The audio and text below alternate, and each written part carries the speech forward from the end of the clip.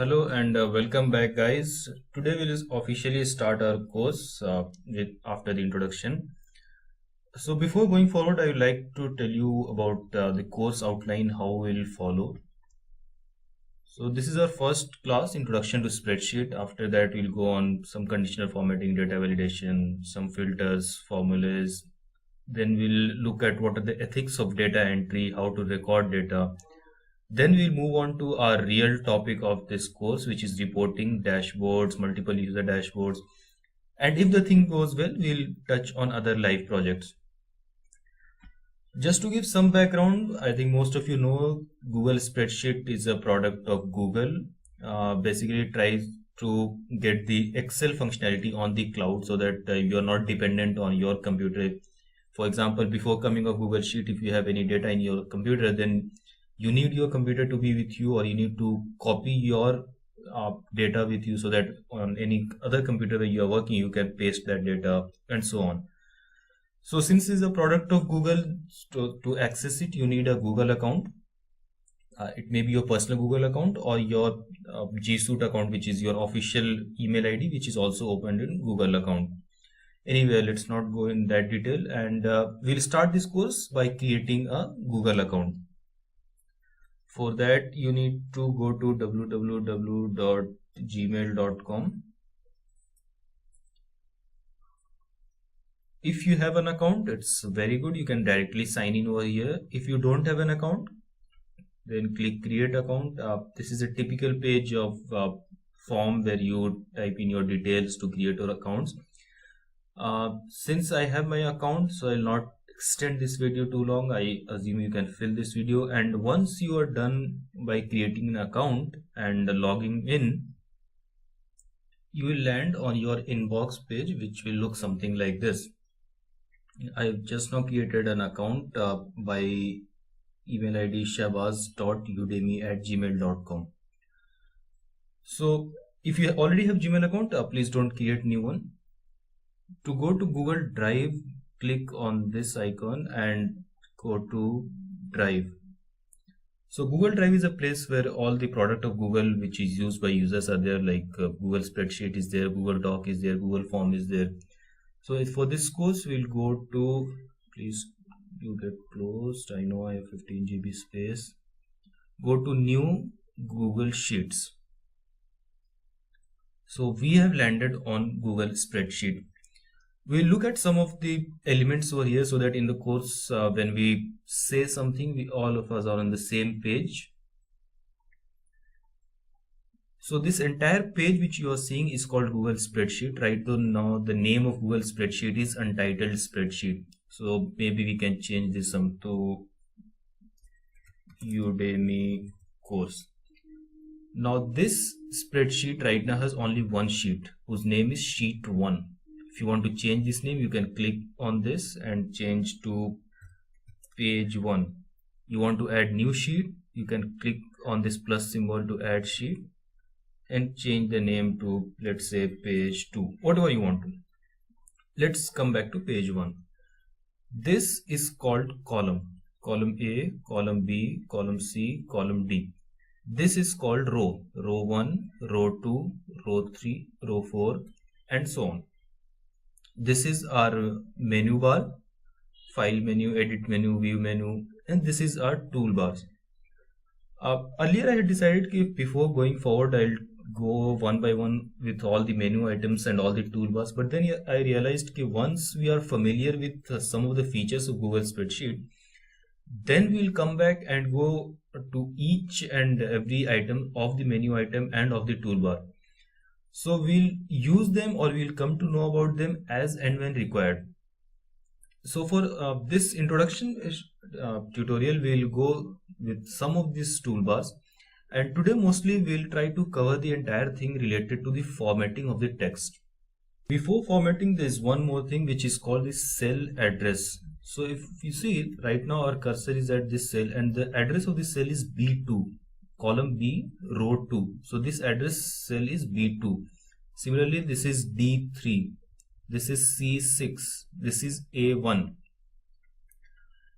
So let's assume we write something called this is a course on Google dashboard. Now this, as you see, we have written in B3, but it's extending to C3 and even to some part of D3.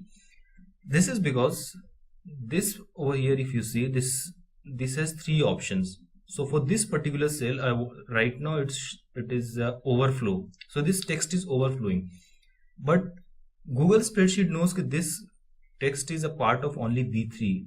If you don't want that to get to C3 or C4, you can wrap it. If you wrap it, this happens. There is another thing called clip. If you clip it, then the extra text is not shown, but the text is there. You can use them at any point of time. Let's say we want to increase the size of column so that the entire text is shown in B. So you can go to this divider of B and C and increase or decrease the height size of the column. Similarly, you can go to divider of this row and increase and decrease the size of the row. Just behind this text tab, this is alignment. So alignment tells you where it will stand. So just to give example, I want this to be top, middle aligned or bottom aligned. Let's say we want a bit more aligned. Again, this is horizontal alignment. You want to at the left side, you want in the middle, you want in the right side. I think this is a very general stuff. We have all seen this. This is the background color. What background color you want to fill. This is the text color. What text color you want to have on that. Let's say some dark background and some light text. This looks pretty good. This, if you want to strike through, italics, again non-italics, bold, non-bold, font size, font family. By the way, my favorite font is Roboto. This looks very clean. So this is based on individual cells. Now let's say there is something written, there are many names written somewhere. Someone has copied and pasted a lot of names from here and there, and this is Shabazz, this is John, this is Udemy, this is what are some common names? Mary, Maya, and so on. But while copying, everyone has copied differently. Some has copied like this, some has copied like this, some is having italics, some is having bold, and so on. What I want is this entire column B should have the same formatting. So what I'll do is I'll click on B. So the entire column B is selected. Then I'll decide the entire column B should have background formatting as this. Entire column B should have font size of this 10. All should be left aligned. All should be wrap. All should be middle aligned. All text should be white. There should be no italics. There should be no bold. Yeah, so I think all these texts are now having the similar thing. Another way of doing this is, okay, let's say we have over here a text called sample text. Sample text is designed something like on yellow background. The text color is blue. It's bold, is italic. Now what I want is all this text should follow the same style. That's font is let's say Calibri. Font size is 14. So what I can do is I'll select this, and this is called paint format. If I click this and select this cell get formatted same as this cell.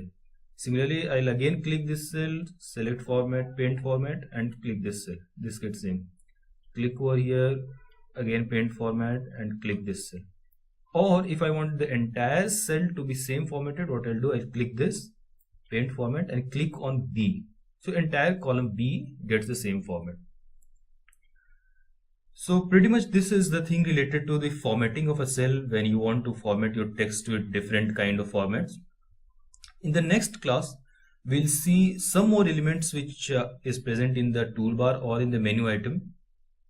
Till then, you can stay back and do more stuffs with this formatting. And if you have any doubt, if you have any problem, feel free to ask the question. I would be more than happy to answer all your queries.